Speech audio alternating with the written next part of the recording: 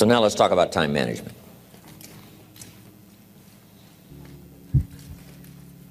Time, key phrase.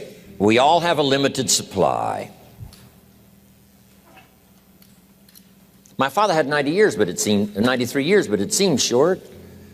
In his seemingly long life of 93 years, it was short because it just seems like if we only had more time. Old Testament gives us a view of some people who live to be 500, 600, 700, 800, 900 years old. If I have a chance to ask, I will ask, how come we got shortchanged?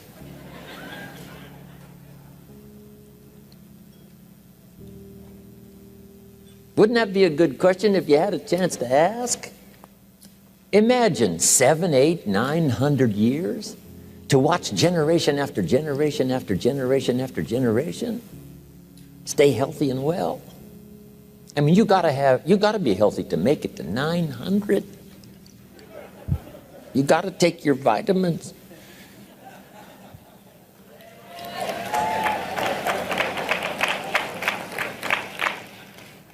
I'm pushing the Bible, I'm pushing vitamins, I'm doing good today. So, the key is time is precious. Now let me give you Bill Bailey's description of time. Life is not just the passing of time. Life is not just the passing of time. Life is a collection of experiences, their frequency,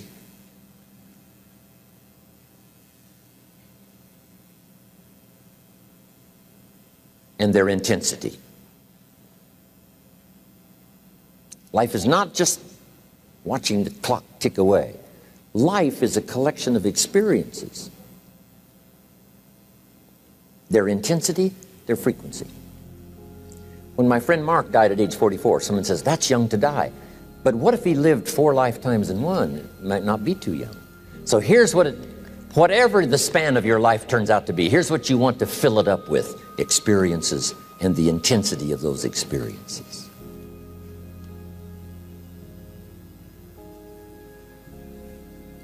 But now let's talk about the management of time.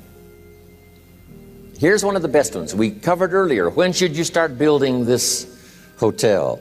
Answer: as soon as you have it finished. Now jot this one down on time management.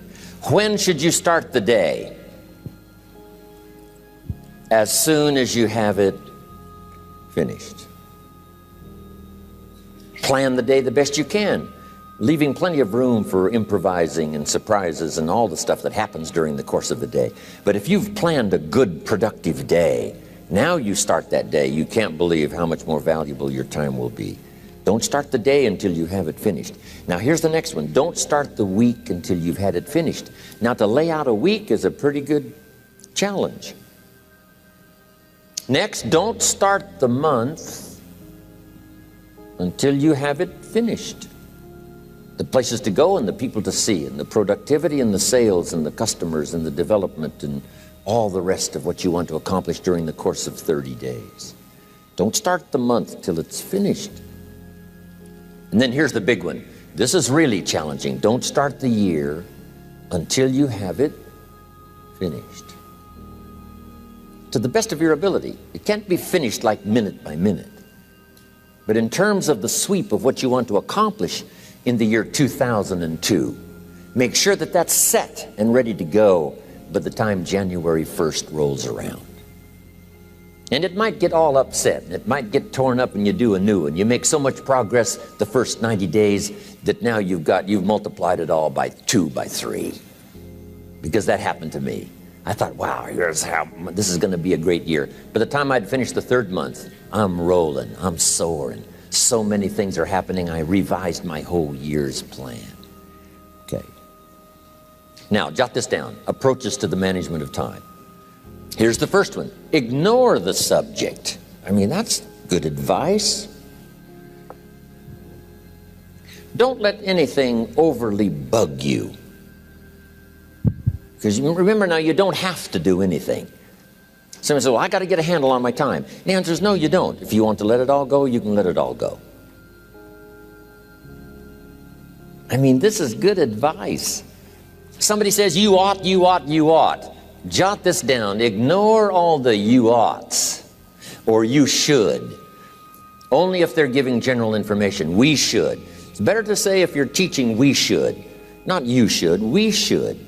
Then you let me listen in without it being too confrontational. If everyone did this, see, that'd be great. And then you give a person a chance to choose to do it or not to do it. But when you start the you ought, now see if I don't, now see we got some tension and maybe some problems. So you oughts seem to always create problems. When you're talking to your kids, you say, no, if kids would do this, not always saying if you did this, life would be better, but if kids did this, life would be better. It's like making a little talk and letting them listen in. And then it's a little less confrontational. It gives us a choice. In one of my seminars, here's what I teach. All life form strives to the max of its potential except human beings. All life form strives to the max of its potential except human beings. How tall will a tree grow? As tall as it possibly can. You never heard of a tree growing half as high as it could. No, trees don't grow half. A tree drives its roots as deep as it can, reaches as high as it can, produces every leaf it can, every fruit it possibly can. To the max. Every life form strives to the max, except human beings. Now, why not human beings? Jot this down. You've been given the dignity of choice. You're not a robot. You don't have to repeat this year the same as last year. You can tear up last year's plan, develop a new plan.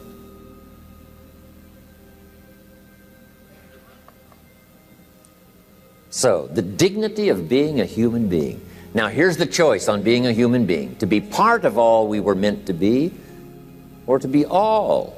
To strive for all, or half, or part, or some.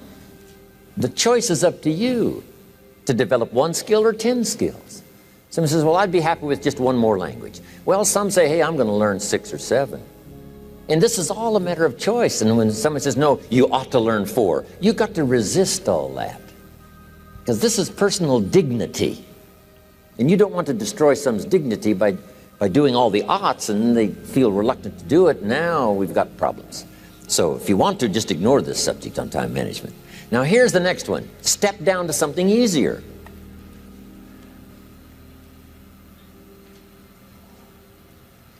The guy's in sales and he says, oh, I want to own the company. Finally owns the company. Now he's got no time to play golf. He said, when I was in sales, I was making big money playing golf 3 days a week.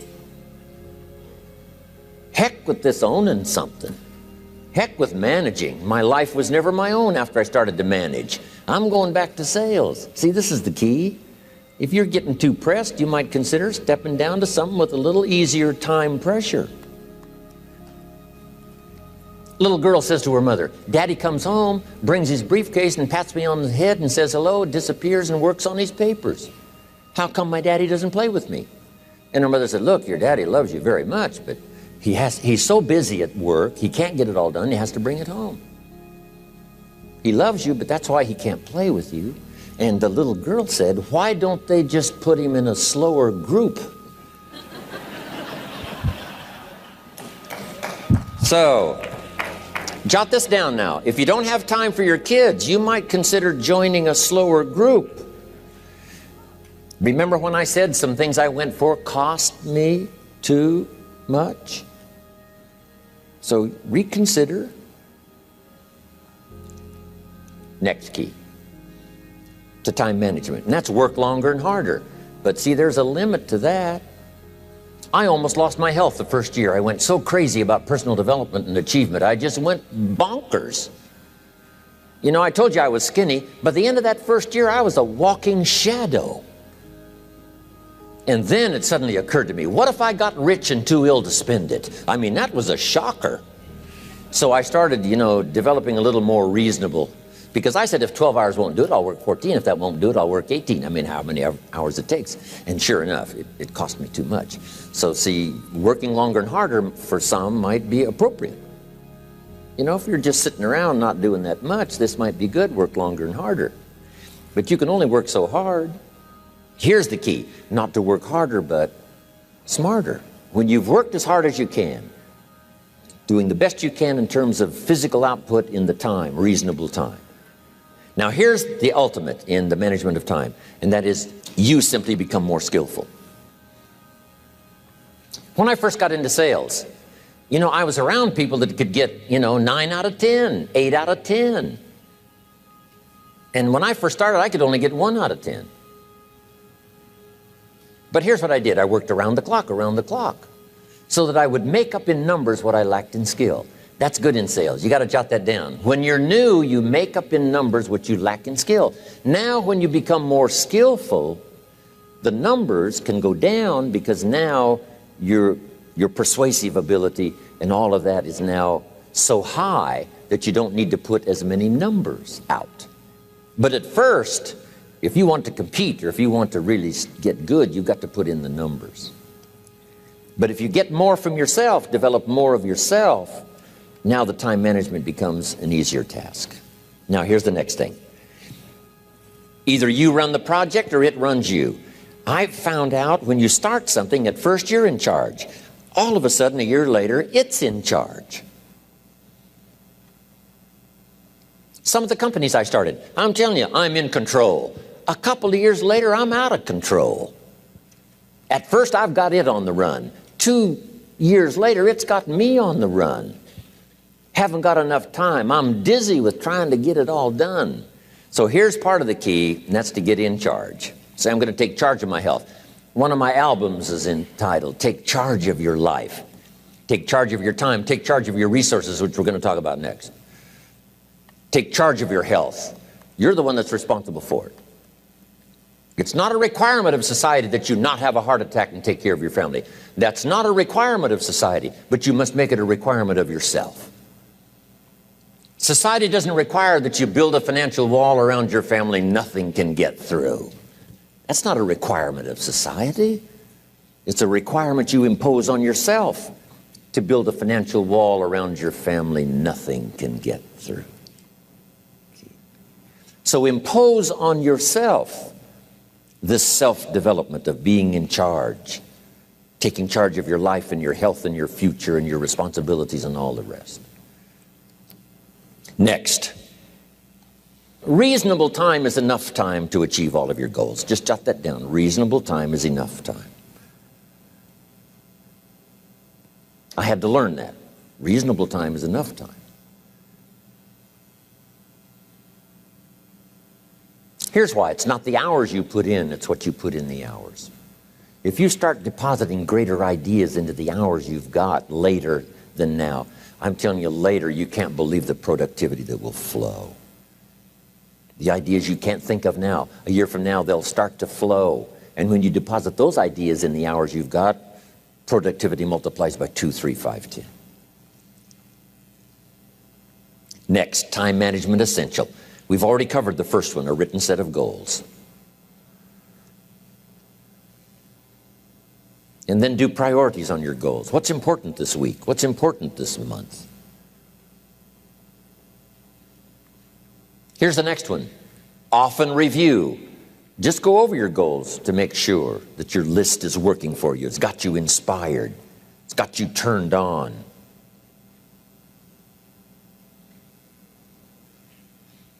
Somebody says, how come you're up so early? Say, if you were headed where I'm headed, you'd be up early too. Wow. If you were going to meet who I'm going to meet, you'd be up early. If it was going to stack up for you like it's stacking up for me, you'd be getting up early. Wow. Here's some more time management essentials. Learn to study what we call majors and minors. You pick up the phone. Here's what you must say when you pick up the phone. Is this a major conversation or a minor conversation? If it's minor, a few pleasantries and you're done. If it's major, maybe you've got to make a few notes. So here's the next one. Important conversations, make an agenda before you make the call. Just jot down a little agenda.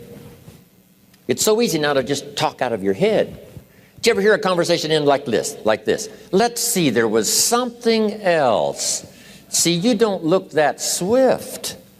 I can't think of it right now. I'll call you back. See, you look a little incompetent. Let's see, there was something. It escapes me right now. Really? So have you got this now? Make an agenda before you make a call if it's an important call. Now later that saves you all kinds of stuff.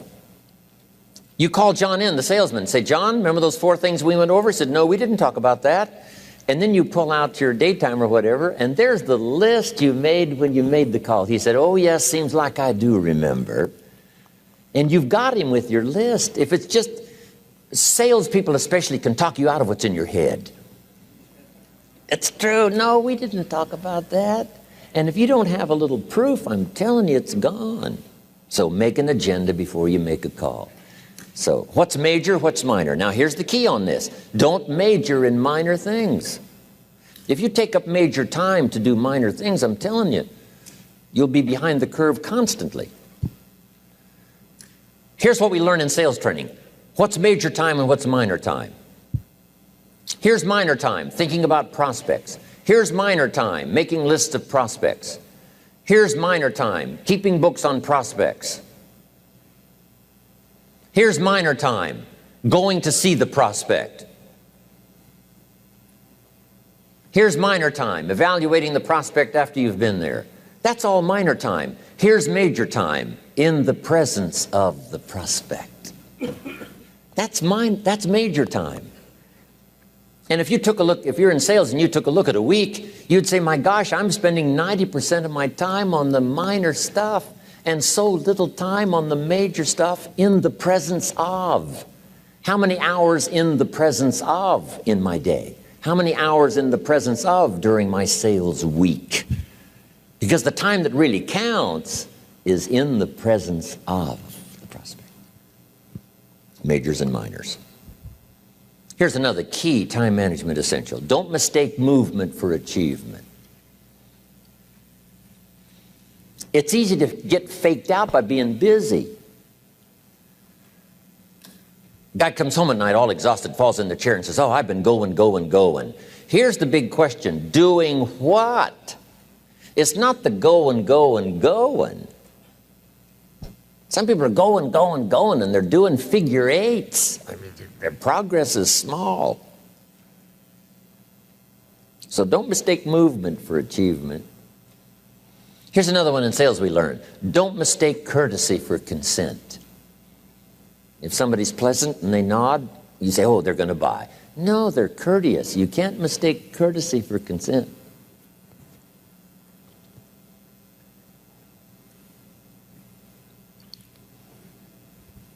Now here's a big one, concentration. I had to learn this. All those years ago, I'm in the shower trying to compose a letter. Found it turns out to be a strange letter. So here's what I learned to do. Save the work till you get to the office. Save the work till you get to the work. Don't try to get to the office on the way to work. On the way to work, enjoy the way. In the shower, enjoy the shower. Then go to work when you get to work. I found this to be helpful. Concentration. Here's another big one. Learn to say no. I'm telling you, in such a social society we have now, it's so easy to try to be a nice person, saying yes, yes, yes to everything. Find yourself overloaded. Now you got to call and make the, well, gosh, you know, all the time it takes to back out of something that you said yes to too quickly. Here's what might be better. I don't think so, but if that changes, I'll call you. Little things you can use not to overcommit yourself. My friend Ron Reynolds says, don't let your mouth overload your back. It's a good one. Now here's a big one on time management. When you work, work. When you play, play. Don't mix the two. Don't work at play. I used to take my family to the beach and I would bring my briefcase.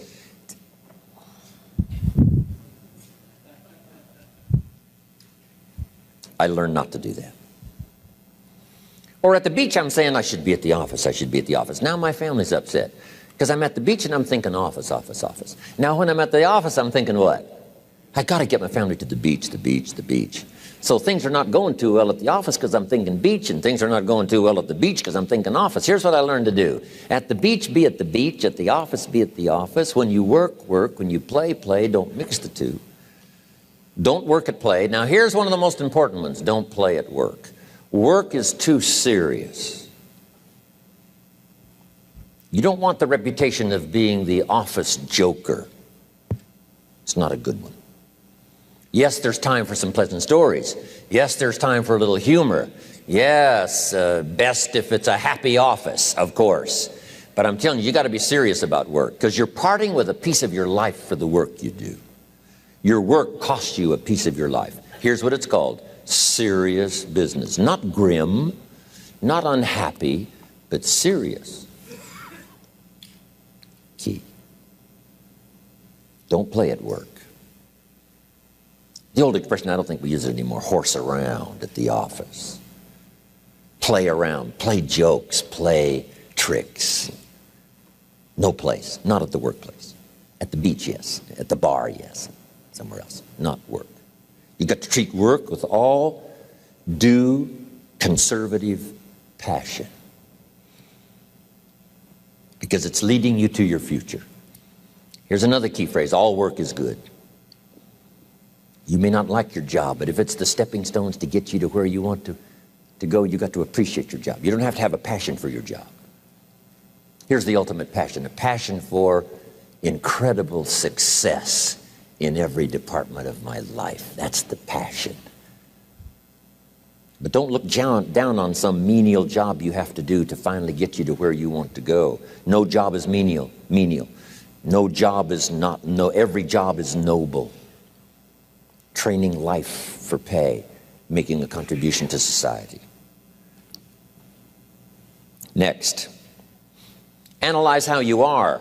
And if you have some weaknesses, if you can't, doesn't seem like you can change, here's the key: get it covered. I used to keep promising myself I'd keep the books, keep the books, keep the books. Finally, I gave that up. And back then, it only took me an extra $50, $60 a month for some accountant to keep the books. I said, no, I'm going to save the $50. You can't believe what I started losing in productivity because I tried to save the $50. So the key is, a lot of the time you can stay like you are, but just make sure you get it covered. Okay. Next, beware of the telephone and all other systems of communication, especially the telephone at home and systems of communication at home.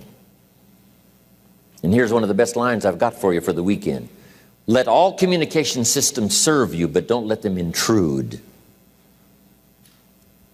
When it comes time to have dinner with your family, you shut off all systems, unless the ones that can take messages silently. Don't let the phone ring. Don't let anybody intrude, come through the front door nor the back door, nor through the telephone or any other device. So you can't reach John and his family when he's having dinner. The President of the United States couldn't get through. If you develop that kind of a reputation, father, mother, when we have dinner, when we're visiting and have this time with our family, nothing intrudes. So don't let these clever little devices keep intruding. You've got to have a place that's sacrosanct, it's valuable. You don't let anything in for that period of time. Okay. Isn't that good advice? Excellent advice. Here's the next one. Read all the books. You know, I've only got a few notes here on time management, but if you've got some particular challenges, you run a big organization, a big corporation, you've got some challenges, there's plenty of books. Now, here's what's next. Just be more alert to the things that might be stealing your time. Here's why. Time is like capital. You can't let someone steal your seed corn. You can't let someone steal your capital. And you can't let someone steal your time. You must designate your time. And some of the time that you designate, you must not let anyone steal. Casual time, you might let someone intrude and steal a little bit and take a little bit, but not serious time. Key. Next, One of the great time management savers is to learn to ask questions up front. Sometimes you talk to somebody for an hour, and then you ask questions and find out if you would have asked those questions up front, you could have saved yourself an hour. Asking questions up front helps you to get to the problem now. But if you just launch into some discourse, you might waste 30 minutes, waste an hour, when here's what you should have been talking about. After you've finished an hour, you say, John, what's really the problem? He said, well, it's something personal. See, that's what you should have been talking about this whole hour. Key. Next, learn to think on paper. Now we're going to take a break. Some ways to think on paper. One, we've covered one. Solving problems. Take it out of your head and put it on paper. Another one is setting goals. Making these lists we've already started. Here's another good way to think on paper. It's a projects book. Each person you're working with and each project you're working on, get a loose leaf binder and a tab and some pieces of paper behind the tab and do a little continual summary of how it's going between you and that person and between you and that project. I call it a projects book. It is so useful to me. But what's going on between you and this person? When you last got together, what did you talk about? And you got a few notes there. Here's what we talked about the last time we got together. Now when you get together again, you can review that so you'll know better what to talk about. When the president gets ready to travel and he's going to meet some important people, guess what they bring him? All these briefing books. Right? The last time you were with Khrushchev, Kennedy is informed. Here's what he said and here's what you said. Kennedy said, oh, that's valuable. I need to remember that. If a person is important, it's worth a little running account. You might even have a projects book for your children. Here's what's happening between me and my child. We've talked about this, and we've talked about this, and we've talked about this. Next, a day timer. Keeping track of all of your appointments. You know, mine is all filled with, when to catch an airplane and when to do a seminar and when to sit down and have a conference, all the rest.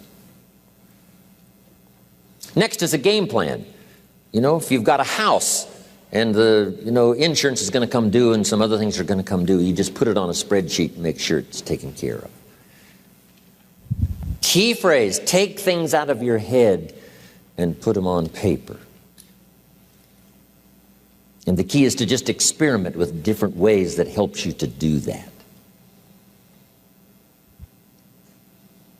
Now here's the last one, thinking on paper, and that's to keep a journal. One of the things I'm known for around the world, have been now for 39, 40 years, is keeping a journal. Now my journal is not a, it's not necessarily it's not like a diary. It might be part diary. I'm flying over Ireland and I write down a few little things that impress me. Today I met this person. Wow, what an extraordinary event. Today I conducted this seminar in Rome. 1,000 people stood up and sang for me. I've got a little bit of a diary in there. But here's what primarily your journal is for. Collecting good ideas. A journal is to collect good ideas on your health, good ideas for your business, good ideas for your future, good ideas for time management. Because I used to take notes on pieces of paper and torn off corners and backs of old envelopes and restaurant placemats. And I threw all this stuff in a drawer. It did not serve me well. I finally learned to get a bound copy, right? And just keep a journal, right? If I was here, I had my journal, I'd be taking notes, right? These 2 days in my journal. Now, if you're caught without your journal, you just take the notes. When you get back home, you put those notes in your journal, throw the paper away. Because we don't usually go through paper to review. But see, my journals now make up a significant part of my own library. My journal's all reserved privately for my children and my grandchildren. Can you imagine what I've collected over the years? It's unbelievable. There are 3 treasures to leave behind. I think you've already got those notes, right? Here they are. Number 1, your pictures. Don't leave the event unrecorded. It takes only a fraction of a second to say, here's who I was with. When I travel the world, right? We take all these pictures, and here's one of the gifts. People send me the pictures they took of me and them. It's part of the treasures I have on the farm. Incredible. A picture's worth 1,000 words to describe the scene, the emotion, what happened. Say, wow, this was an extraordinary day for me when I met these people. Here's what they told me happened to them when they went to my seminar 10 years ago. Wow, the drama comes back if you've taken the pictures. It's one of the treasures to leave behind when you go. Remember the old photographs that we have now of, 100 years ago, 70, 80 years ago, just a few photographs? What would it be like if you had thousands of photographs of the past, of your history, your mother, your father, right? Grandparents? So change all of that now for your children. Leave all your photographs as a record. Here's what's next to leave behind, and that's your library. The books that changed your life, the books that changed your health, the books that rescued you from oblivion, the books that you passed on to other people, they were so exciting for you, the books that made you financially independent, the books that developed your leadership, the books that gave you wisdom to ponder when things were tough, the books that got you through the winter, the books that helped you to plant in the spring and harvest in the fall. What a treasure to leave behind. If you do that, here's what's for sure. Your books will be more valuable than your furniture. Wow. Now the third treasure to leave behind is your journals. The notes you took that helped you to live life as you lived it. Long after you're gone, a treasure that children, grandchildren, great-grandchildren will find so fascinating. They may use it to help guide their own life into their own future. Wow. Okay, we've run out of time for time management.